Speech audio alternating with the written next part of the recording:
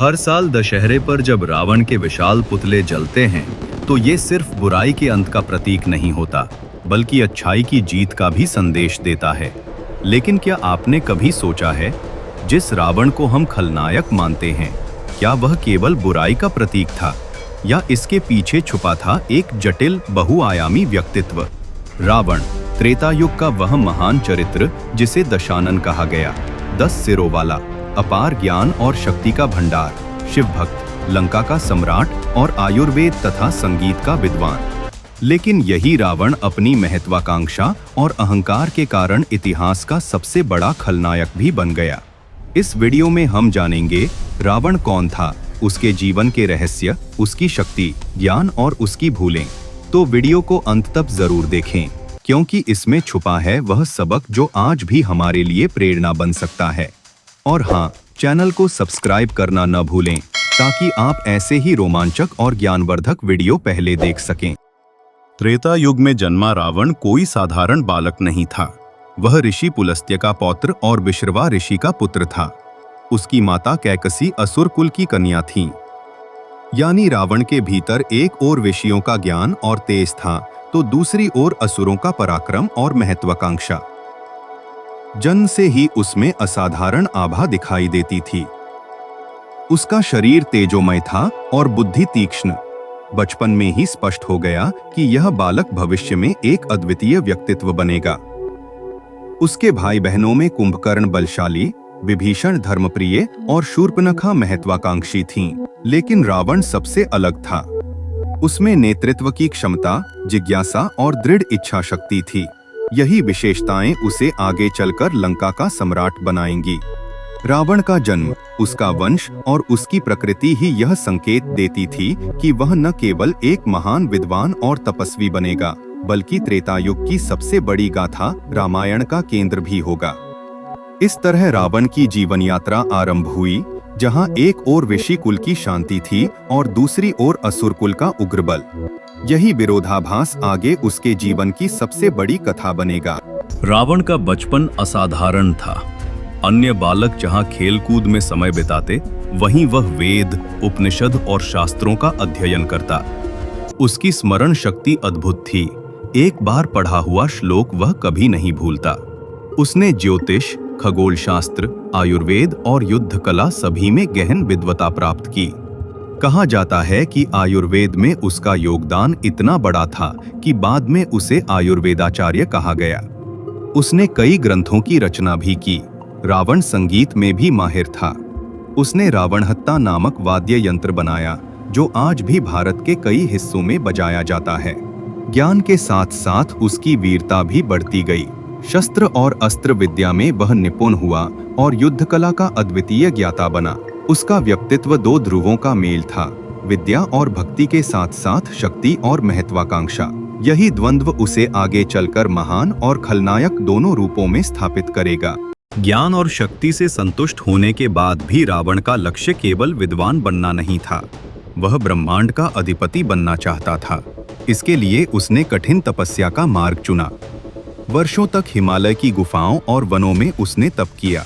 उसकी तपस्या इतनी प्रबल थी कि स्वयं ब्रह्मा उसके सामने प्रकट हुए। रावण ने अमरता मांगी, पर ब्रह्मा ने कहा यह असंभव है। तब रावण ने वरदान लिया कि देवता, दानव, गंधर्व, यक्ष, राक्षस या किन्नर कोई भी उसे न मार सके। लेकिन अहंकार में उसने मनुष्य और वानर का नाम ही नहीं लिया। यही उसकी सबसे बड़ी भूल थी। वरदान के बाद उसका पराक्रम और बढ़ा। उसने खुद को अजय मान लिया। लेकिन इतिहास गवाह है, जब कोई स्वयं को अजय मान लेता है तो उसका पतन निश्चित होता है। रावण के लिए भी यही सच साबित हुआ। वरदान पाकर रावण ने लंका पर शासन स्थापित किया। लंका केवल राज्य नहीं, बल्कि स्वर्णिम द्वीप था, जहां महल सोने और रत्नों से चमकते थे। रावण ने राज्य को मजबूत सेना, अद्वितीय किलेबंदी और समृद्ध व्यापार से भर दिया। उसकी पत्नी मंदोदरी और पुत्र मेघनाद का योगदान भी राज्य की शक्ति में शामिल था। लंका का वैभव और संस्कृति चरम पर थी। कला, संगीत और विज्ञान वहां फले फूले। लेकिन वैभव के साथ रावण का अहंकार भी बढ़ गया। उसने स्वयं को देवताओं से भी श्रेष्ठ मान लिया। ये वो समय था जब रावण का व्यक्तित्व दो ध्रुवों में बंट गया। एक ओर विद्वान और न्यायप्रिय शासक, दूसरी ओर अहंकारी और अत्याचारी। लंका की चमक उसके ज्ञान और शक्ति का प्रतीक थी, पर अहंकार का अंधकार भी साथ लाया। रावण को दशानन कहा जाता है, यानी 10 सिरों वाला, लेकिन वास्तव में 10 सिर प्रतीकात्मक थे। ये उसके ज्ञान, शक्ति और 10 दिशाओं में सोचने की क्षमता का प्रतीक थे। कहा जाता है कि उसने वेदों, शास्त्रों और संगीत में अद्भुत ज्ञान प्राप्त किया। 10 सिर उसकी बुद्धिमत्ता और बहुआयामी व्यक्तित्व का संकेत थे। कुछ मान्यताओं में यह भी कहा गया कि 10 सिर उसके अहंकार, क्रोध, लोभ और अन्य मानवीय दोषों का प्रतिनिधित्व करते थे।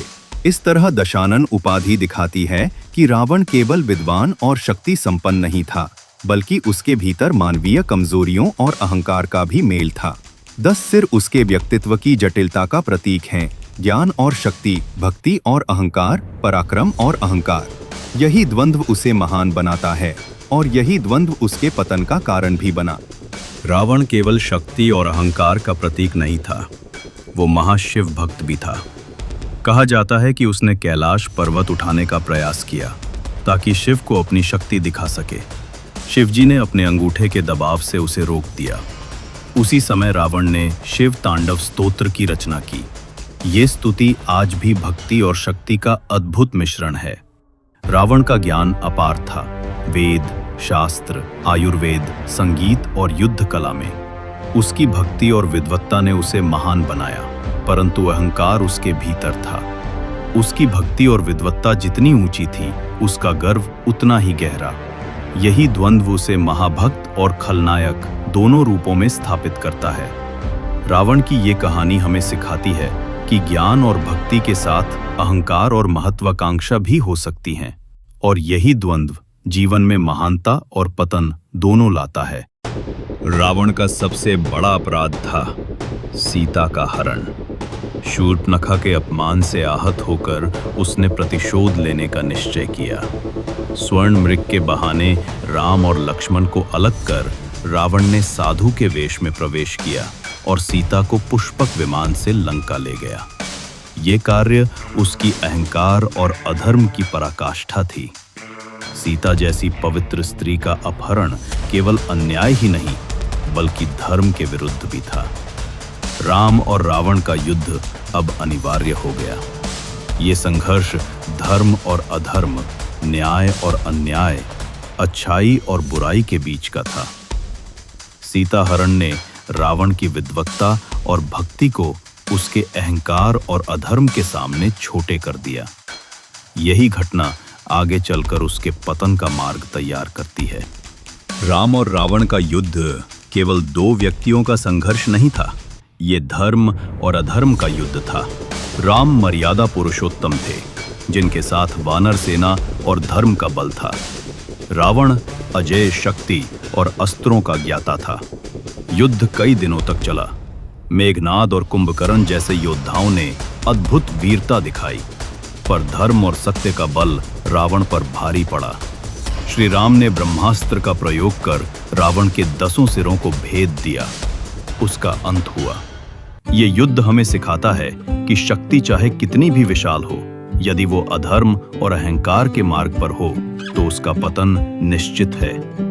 रावण का अंत दशहरा पर हर वर्ष हमें यही स्मरण कराता है।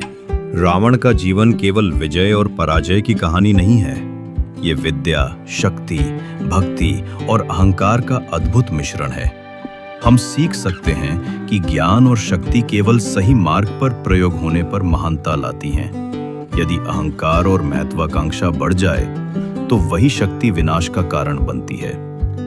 रावण एक बहुआयामी व्यक्तित्व था, महान विद्वान, शक्तिशाली योद्धा, भक्त और अजेय राजा, लेकिन उसका अहंकार और अधर्म उसे इतिहास का खलनायक बना गया। आज दशहरा केवल रावण का अंत नहीं, बल्कि हमें ये याद दिलाने का पर्व है कि अच्छाई की जीत हमेशा होती है और अहंकार का अंत निश्चित है। रावण की ये कहानी हमें सिखाती है, सफलता और शक्ति का असली मूल्य तब है जब हम उसे सही दिशा में प्रयोग करें। तो ये थी कहानी रावण कौन था, केवल खलनायक नहीं बल्कि ज्ञान, भक्ति और शक्ति का अद्वितीय मिश्रण। दशहरा का पर्व हमें ये याद दिलाता है कि अच्छाई और धर्म की जीत हमेशा होती है, चाहे कोई कितना भी महान या शक्तिशाली क्यों ना हो। अगर आपको ये डॉक्यूमेंट्री पसंद आई हो तो हमारे चैनल को सब्सक्राइब जरूर करें। नए और रोमांचक वीडियो सीधे आपके लिए आते रहेंगे। वीडियो को अंत तक देखें, क्योंकि इतिहास और पौराणिक कथाओं में छुपा ज्ञान हमें आज भी जीवन के सबसे बड़े सबक सिखाता है। और कमेंट में हमें बताएं, आपके लिए रावण कौन था, केवल खलनायक या बहुआयामी व्यक्तित्व? धन्यवाद और याद रखें, ज्ञान और धर्म का मार्ग हमेशा सही दिशा में ले जाता है।